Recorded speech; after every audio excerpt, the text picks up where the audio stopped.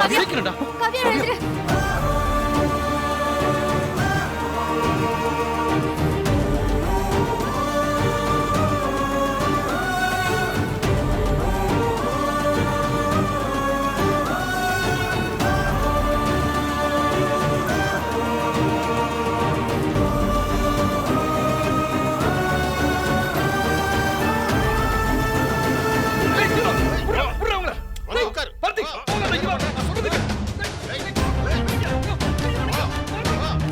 சீக்கிரம் கூட்டிட்டு வாங்க.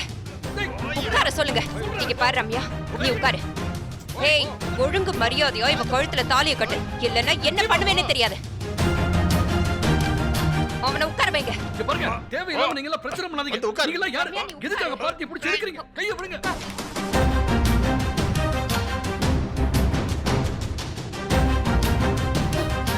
நிறுத்துங்க.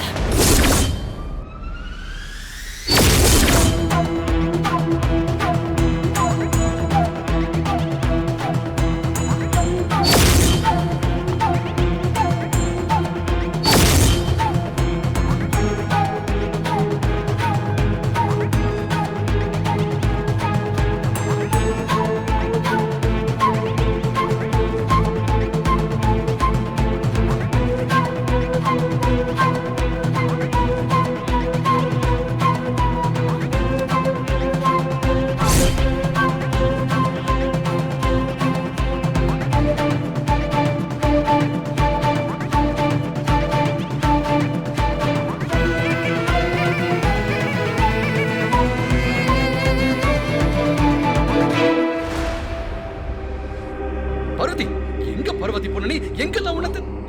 என்னாச்சு? ரத்தம் வருது. டாக்டர் கூப்பிடுங்க. எனக்கு ஒண்ணு இல்லைங்க, இருங்க, என்ன பேச விடுங்க. இவங்க என்ன பண்ணாங்கன்னு தெரியுமா?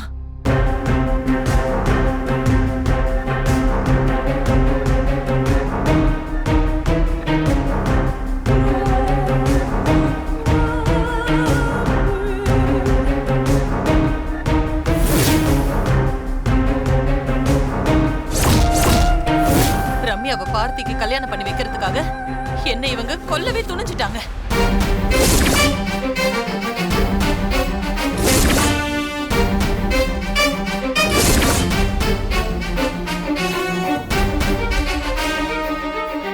நம்ம பிள்ளைங்க வாழ்க்கை இப்படி ஆனதுக்கு இவங்க தாங்க காரணம். இவங்களாலதான் காவியாவால பார்த்தியை ஏத்துக்கிட்டு வாழ முடியாம போயிடுச்சு. அவங்க வாழ்க்கையில நடந்த எல்லா குழப்பத்துக்கும் இந்த தேவி தாங்க காரணம்.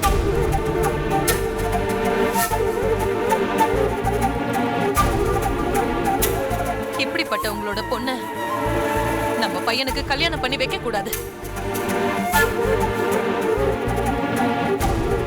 பார்த்தி, அம்மா சொல்றேன்டா, நீ வாழ்ந்தா காவியா கூட தான் வாழணும்.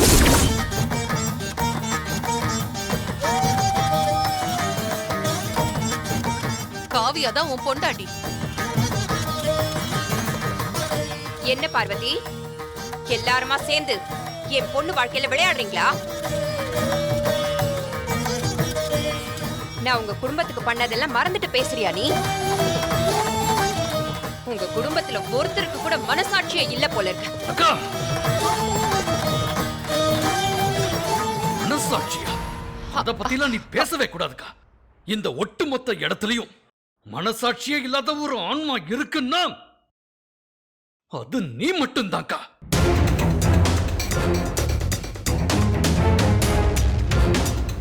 இன்னும் என்னெல்லாம் படிக்க? ரம்யாவை பார்த்திக்க கல்யாணம் செஞ்சு வைக்கணுங்கிறதுக்காக இன்னும் என்னெல்லாம் தப்பு செஞ்சிருக்க?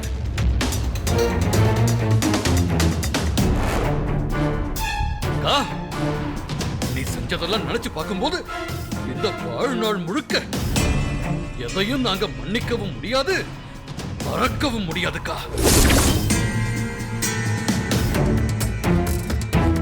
ஆனா அண்ணே, அக்கா தான் பிரியாவை கடத்தினாங்கிறதுக்கு என்ன சாட்சி? யாராச்சும் ஏதாச்சும் சொல்லுவாங்க, அதையெல்லாம் நம்பிக்கிட்டு அக்காவே சந்தேகப்படுவியா?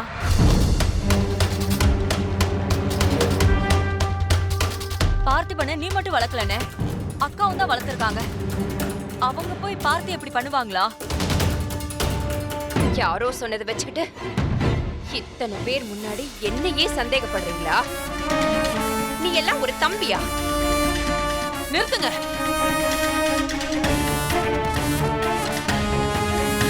பார்த்தி ரம்யா கல்யாணத்தை எப்படியாவது நடத்தணும்னு என்ன நீங்க அடிச்சு கொல்ல பாத்தீங்கல்ல, அதெல்லாம் பொய்யா? யார் உன்னை அடிச்சா? பார்வதி, எல்லார் முன்னாடியும் எதுக்கு இப்படி போய் பேசிக்கிட்டு இருக்க?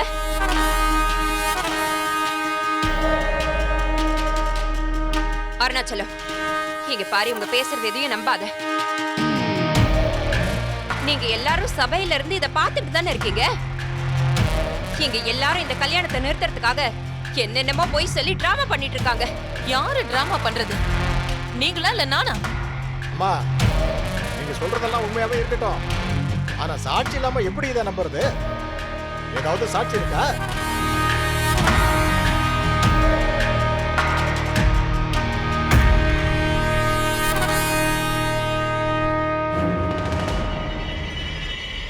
அதுக்கு சாட்சி நான் இருக்கேன்.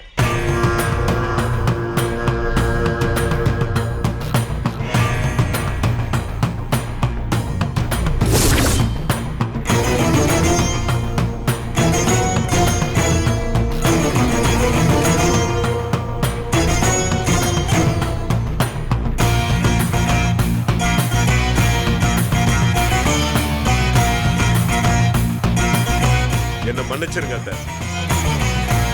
உங்க மேல நான் நிறைய மரியாதை வச்சிருந்தேன். ஆனா உங்க பொண்ணு வாழ்க்கை நல்லா இருக்கணுங்கிறதுக்காக மத்தவங்க வாழ்க்கையை அழிக்க துணிஞ்சிட்டீங்கல்ல.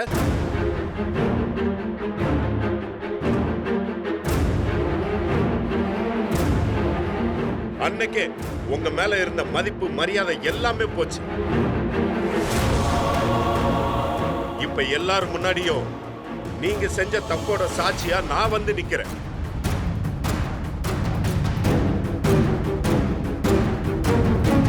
உங்க எல்லாருக்கும் ஒரு உண்மையை சொல்றேன். ரம்யாவை பார்த்திபனுக்கு கல்யாணம் பண்ணி வைக்கணுங்கிறதுக்காக பிரியாவை கடத்தினது தேவி அத்தை தான். நரன்ன ஒரு ஆளை வச்சு கடத்தி இருக்காங்க.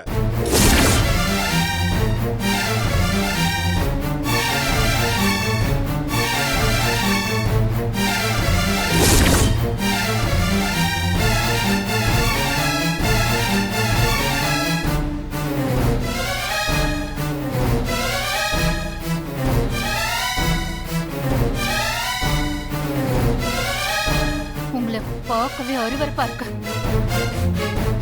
இப்படி ஒரு கேவலமான வேலைய பொண்ணா பிறந்த யாருமே செய்ய மாட்டாங்க.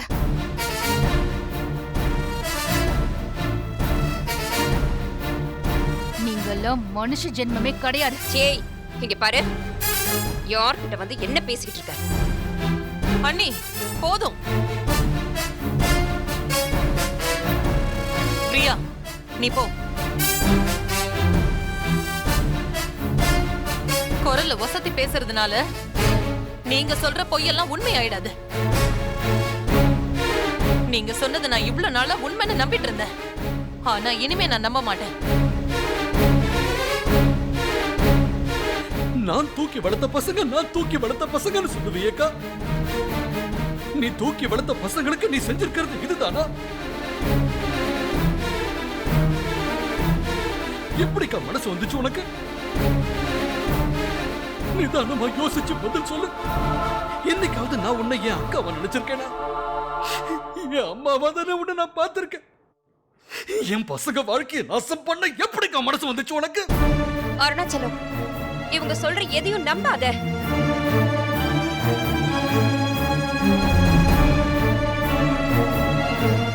உன் அக்காடானா உன் அம்மா மாதிரி.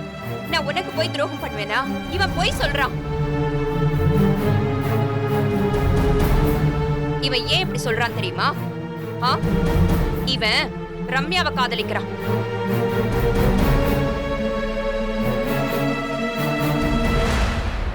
அவளை கல்யாணம் பண்ணி வைக்க சொல்லி என்ன கேட்டான். நான் அதை மறுத்துட்டேன். அந்த கோவத்துல ஆதங்கத்துல என்னென்னவோ இங்க வந்து உளறிக்கிட்டு இருக்கான்.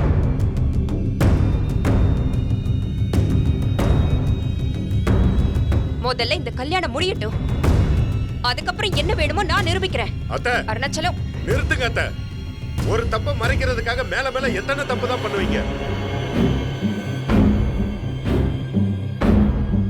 இவங்க பிரியாவை கடத்தினது மட்டும் கிடையாது, நம்ம பில்டிங் இடிஞ்சு விழுந்ததுக்காக பார்த்திபனுக்காக 5 கோடி ரூபாய் கொடுத்தேன்னு சொன்னாங்கல்ல, அதுல 5 பைசா கூட கொடுக்கல.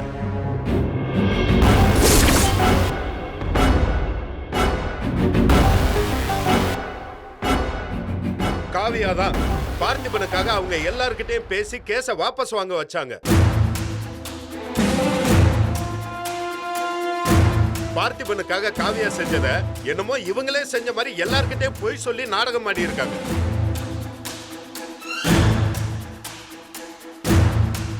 இதெல்லாமும் பொய்ன்னு சொல்ல போறியாக்கா? அருணாச்சலம், இவங்க எல்லாரும் பேசுறது கேட்க எனக்கு வேடிக்கையா இருக்கு. இவங்க சொல்றது எதுவுமே நிறுத்துக்கா.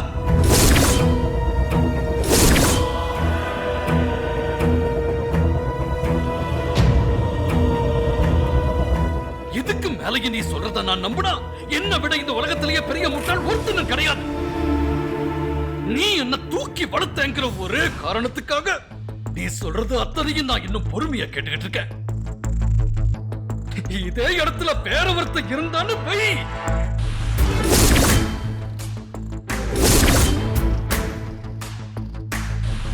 இந்த பாருங்கய்யா, எல்லாரும் பெரிய மனசு பண்ணி கிளம்பி சொன்னா கேளு. போங்கய்யா. அம்மா என்னம்மா சொல்லுமா. போங்க. போகாதீங்க மாமா நில்லுங்க நில்லுங்க, யாரும் போகாதீங்க போகாதீங்க. மாமா மாமா என்ன மாமா இது, நீங்களே கல்யாணத்தை நிறுத்துறீங்களே. இந்த வார்த்தையை கேக்குறதுக்கா நான் இவ்வளவு வருஷம் காத்துக்கிட்டு இருந்தேன். இப்படியே கல்யாணத்தை நிப்பாட்டுறதுக்கு உங்க கையாலே கொண்டு போட்டுருங்க மாமா, கொண்டு போட்டுருங்க. என்ன கொண்டுடுங்க மாமா. அம்மா பண்ண தப்புக்கு என்ன தண்டிச்சிடாதீங்க மாமா. மாமா ப்ளீஸ் மாமா, என்ன சாக சொல்லுங்க, நான் செத்துறேன். ஆனா ஆனா பார்த்தி மாமா மட்டும் இல்லைன்னு சொல்லிடாதீங்க. அவர் இல்லைன்னா எனக்கு வாழ்க்கையே இல்லை மாமா. மாமா மாமா மாமா எனக்கு கல்யாணம் பண்ணி வைங்க மாமா. மாமா ப்ளீஸ் மாமா. என்னடா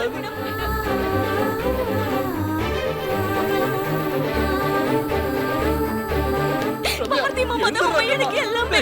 எழுந்துடா. ப்ளீஸ் மாமா, இல்ல மாமா, எனக்கு பார்த்தி மாமாவை கல்யாணம் பண்ணி வைக்கிறேன்னு சொல்லுங்க, அப்பதான் நான் எழுதுவேன். இல்லன்னா நான் இங்கேயே அவசரம் விட்டுருவேன் மாமா.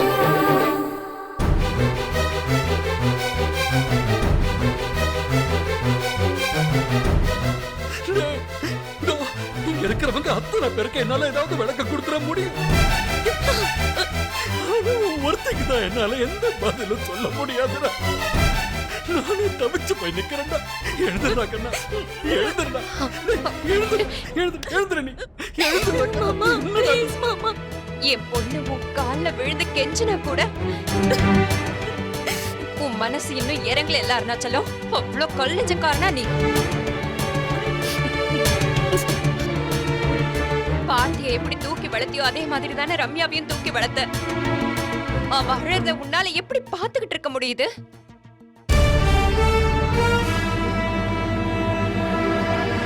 நீ தூக்கி வளர்த்த பிள்ளைய விட எவ்வளவு ஒருத்தி உனக்கு முக்கியமா போயிட்டாள.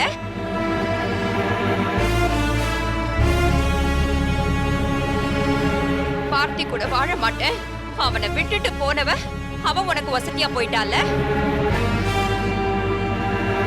அவளை போய் பார்த்தியோட சேர்த்து வைக்க இவ்வளவு போராடுற. இங்க பாரு, என் பொண்ணு ஆசைப்படுற மாதிரியே பார்த்திக்கு அவளை கல்யாணம் பண்ணி வச்சிரு. அண்ணா, இந்த கல்யாணம் நடக்கலன்னா ரம்யாவால தாங்கிக்க முடியாது. அவ சின்ன வயசுல இருந்து பார்த்தியை தான் கல்யாணம் பண்ணிப்பேன்னு அவனுக்காக தான் வாழ்ந்துட்டு இருக்கா. அவளை ஏமாத்திராதனே.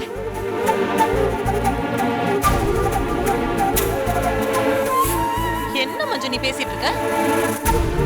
பார்த்தி ரம்யாவை விரும்பி இருந்தா அது ஏமாத்துறதா இருக்கும். அவன் மனசுல இருக்கிறது காவியா மட்டும்தான்.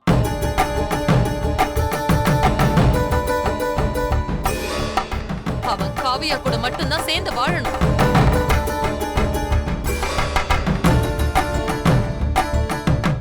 ரம்யா கூட அவன் சேர முடியாது, சேரவும் விட மாட்டேன் நானு.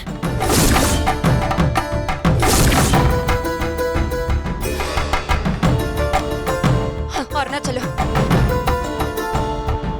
இங்க பாரு, நான் ஒத்துக்கிறேன். இவங்க எல்லாம் சொன்ன மாதிரி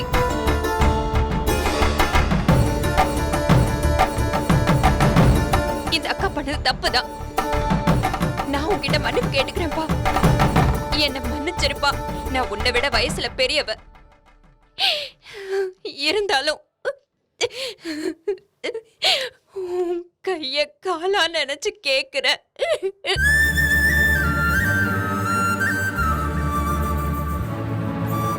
என் பொண்ண மட்டும் பார்த்திக்கு கட்டி வச்சிரு அருணாச்சலம். உன்னை கெஞ்சி கேட்டுக்கிற அருணாச்சலம்.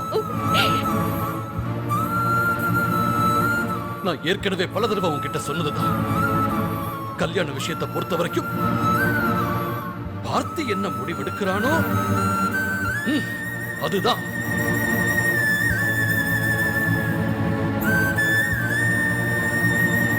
அவன் முடிவு செஞ்சுட்டான். காவியா கூட தான் வாழணும்னு. அவன் விருப்பத்தை மாத்திக்க சொல்லி கேட்கறதுக்கு நான் யாரு? பார்வதி யாரு? எங்களுக்கு என்னக்கா அதிகாரம் இருக்கு? அதெல்லாம் எனக்கு தெரியாது. இதே மண்டபத்துல, இதே இடத்துல பார்த்தி ரம்யா கழுத்துல தாலி கட்டியே ஆகணும்.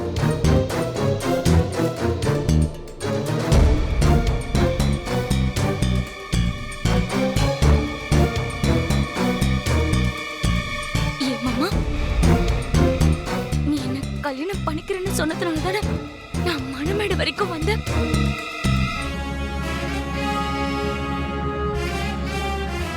இப்போ கல்யாணம் பண்ணிக்க மாட்டேன்னு சொன்னா என்ன மாமா அர்த்தம்? நீ வா சொன்னா வரதுக்கும் போ சொன்னா போறதுக்கும் நான் அவ்வளவு கேவலமாயிட்டேனா? ரம்யா, ப்ளீஸ். உன்னை நான் கல்யாணம் பண்ணிக்கிறேன்னு சொன்னது தப்புதான். அதுக்காக பகிரங்கமா எல்லாரும் முன்னாடி நான் மன்னிப்பு கேட்கிறேன். மன்னிப்பெல்லாம் கேட்க வேணாம். இங்க பாரு, நீ என்ன கல்யாணம் படிக்கும் மாமா. எனக்கு அது போதும் மாமா. ரம்யா, மாமா ப்ளீஸ்.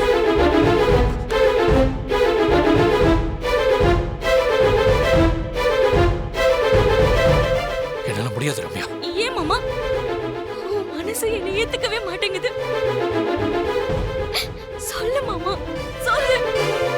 ரம்யா, காதலுங்கிறது பரிதாபப்பட்டோ இறக்கப்பட்டோ ஒரு திறமையில வரக்கூடாது. அது ஆழ் மனசுல இருந்து வரணும். எனக்கு உன் மேல நிறைய அன்பு இருக்கு, பாசம் இருக்கு. ஆனா அது காதல்ல ரம்யா. இல்ல ரம்யா, இப்ப நான் எல்லாரோட வற்புறுத்தலுக்காகவும் உன் கழுத்துல தாலி கட்டினு வை. நம்மளோட வாழ்க்கைய நரகமா தான் இருக்கும். வேண்டாம் ரம்யா, என்ன மறந்துரு. உனக்கு ஒரு நல்ல வாழ்க்கை அமையும். ஏ மாமா, காவியா கூட வேற யாரோ ஒருத்தனை காதலிச்சவ தானே. ஆனா அவளை உன்னால ஏத்துக்க முடியுது? சின்ன வயசுல இருந்து உனக்காகவே வாழ்ந்துட்டு இருக்க என்ன உன்னால ஏத்துக்க முடியலையா மாமா? உன்னை கல்யாணம் பண்ணிக்கிற தகுதி எனக்கு இல்லையா மாமா? ரம்யா, பதில் சொல்லு மாமா. என்ன யோசிக்கிற பார்த்தி? இப்ப இவ கேக்குற கேள்விக்கு நீ பதில் சொல்லு.